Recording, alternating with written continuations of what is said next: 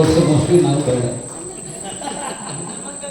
ಹೌದು, ತಂದೆ ಮಗಳು ಸೇರಿ ಒಂದು 8 ಪದ್ಯ ಹಾಡಿ ನಮ್ಮ ಅಶೋಕ್ ಸರ್ ಅವರು ಮಾತ್ರ ಬಂದರೆ ಸಾಕು ಸಂಗೀತ ನೋಡ್ಲಿಕ್ಕೆ, ಬೇರೆ ಅಷ್ಟೇ.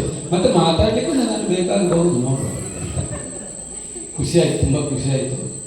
ಒಂದು ಸಂಸಾರ ಅಂತ ನಾವು ಕರೆಯೋದೇ ಅದಕ್ಕೆ.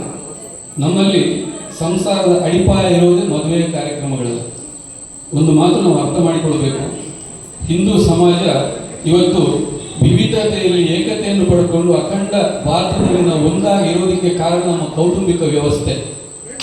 ಹಿಂದೆ ತಲತಲಾಂತರಗಳಿಂದ ಅಜ್ಜಿ ಜೊತೆ ಮೊಮ್ಮಕ್ಕಳು ಬೆಳೆದಾಗ ಸಂಸ್ಕಾರ ತನ್ನಿಂದ ತಾನೇ ಆಗಿ ಬರ್ತಾ ಇತ್ತು.